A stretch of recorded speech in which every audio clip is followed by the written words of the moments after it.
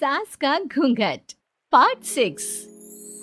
अब तक हमने देखा कि रात के अंधेरे में चुपके से सचिन देविका से माफी मांगने जाता है, लेकिन देविका कहती है, सचिन, मेरे लिए सबसे बड़ी चीज मेरा आत्मसम्मान है, इसलिए मैं तुम्हें माफ नहीं कर सकती।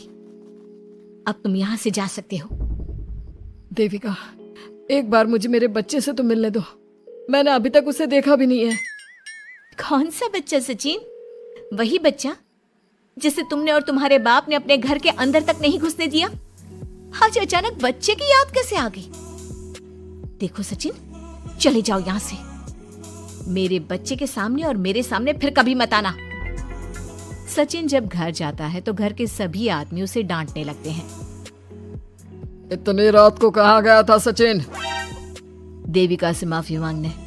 तुझे शर्म नहीं आई अपनी बीवी से माफी मांगते हुए? घर की इज्जत का कुछ ख्याल है कि नहीं?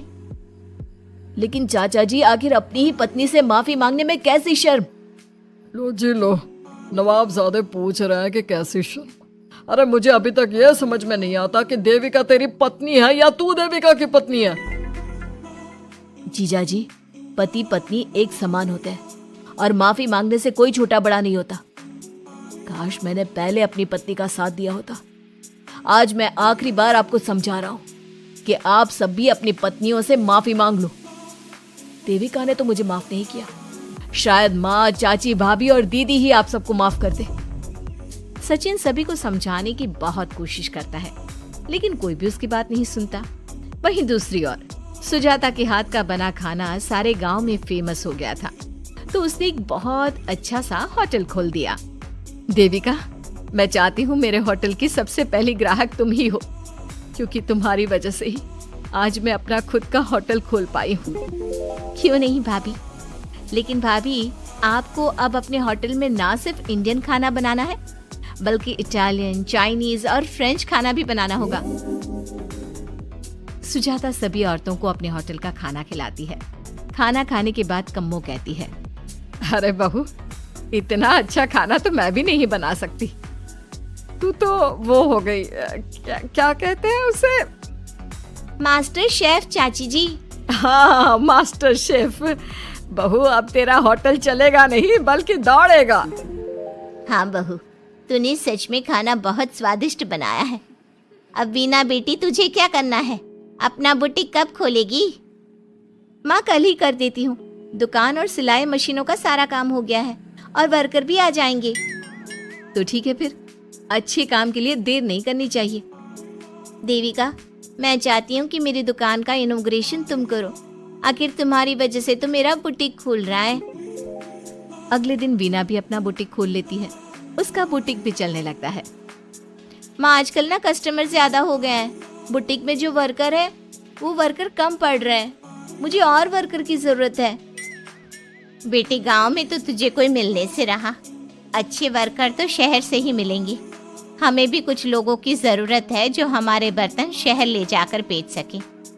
देविका बहू, अब तू ही कुछ कर। ठीक है माँ जी, मैं अपने पापा से बात करती हूँ। वो अखबार में इश्तेहार दे देंगे तो कई वर्कर आ जाएंगे। कम्मो और विमला के बनाए बर्तन भी दूर दूर तक बिकने लगे। सभी औरतें देखते ही देखते बहुत फेमस हो गई। अब देविका ने गांव में अपना स्कूल भी खोल लिया। सभी गांव की लड़कियां स्कूल जाने लगी। एक दिन देविका ने सभी से कहा, माँ जी, मैंने स्कूल तो खोल लिया है और गांव की लगभग सारी लड़कियां भी आ रही हैं, लेकिन कल से आप सब भी आएंगी, गांव की सभी औरतों के साथ। देविका बहू, कैसी बात कर रही है तू? इस उम्र में हम स्कूल जाते हुए अच्छे लगेंगे क्या?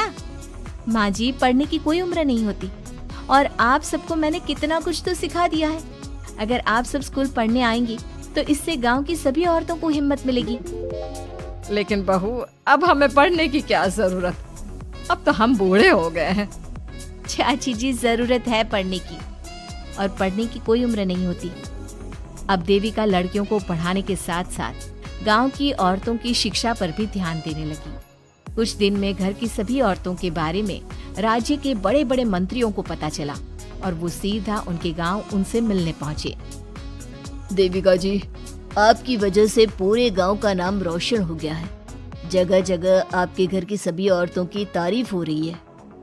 हाँ देविका जी, आप सभी के बारे में सुनकर हम अपने आप को रोक नहीं पाए और आपसे मिलने आ गए। देविका जी, हम आपको और आपके घर की सभी औरतों को सम्मानित करना चाहते हैं और आपके स्कूल के लिए डोनेशन भी देना चाहते हैं। इस तरह मंत्री और गांव के सभी लोग देविका के साथ साथ उसके घर की सभी औरतों को प्रतीक चिन्ह देकर, फूलों की माला पहनाकर और शॉल देकर सम्मानित करते हैं। इसके अलावा देविका के स्कूल के लिए भी बहुत पैसा देते हैं। जिस पंचायत ने देविका के खिलाफ फैसला सुनाया था, उस पंचायत को अपने फैसले पर आज पछतावा हो रहा था। उधर घर के आदमियों की हालत और भी खराब हो रही है। बापू, चाचा जी, अब सचिन ने आपको समझाया था कि सबसे माफी मांग लेते हैं, तब आपने हमारी बात नहीं सुनी। अब देखिए, सभी का राज्य में कितना नाम हो रहा है। खुद मंत्री जी उनको सम्मानित करने आए हैं। बापू, मोहन और सचिन ठीक कह रहे हैं। हमारी हालत तो दिन पे दिन खराब होती जा रही है। ना तो हम घर का कोई काम कर पा रहे हैं और ना ही बाहर का। तुम लोग जरूरी बात सबसे आखिर में बताते हो। ये बात तुम लोग पहले भी तो बता सकते थे। भैया, हमें सबसे माफी मांगनी चाहिए और सबको यहाँ बुलाकर लाना चाहिए। ठीक है, तुम सब यही चाहते हो तो चलो, आज ही घर की सभी औरतों को घर ले आते हैं। घर के सभी आदमी चल देते हैं सभी औरतों से माफी मांगने के लिए। जैसे ही वो औरतों के पास पहुंचते हैं, सभी हैरान हो जाती हैं। कम्मो, ये सब यहाँ क्यों आए हैं? पता नहीं, लगता है आज फिर झगड़ा करने आए हैं हमसे। अगर आज कल्याण ने मुझे कुछ बोला तो इसे छोड़ूंगी नहीं मैं भी नहीं छोड़ूंगी मोहन जी को।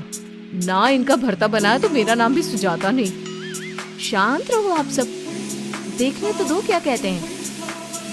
सभी आदमी अपनी अपनी पत्नियों से माफी मांगते हुए कहते हैं, कम्मो, मुझे माफ कर दो, मैं तुम्हें घर ले जाने आया हूँ। तुम्हारे बिना घर बहुत सुना लगता है विमला, घर चलो। सुजाता, मैंने जो भी तुम्हारे साथ किया उसके लिए मैं बहुत शर्मिंदा हूँ। मुझे तुम्हारी और तुम्हारे हाथ के बने खाने की बहुत याद आती है। तुम मेरे साथ घर चलोगी ना? वीना, वो घर मेरा नहीं तुम्हारा है और मैं नहीं चाहता कि तुम मेरी वजह से अपना घर छोड़ दो। इसलिए अपने घर चलो और हम सबको माफ कर दो।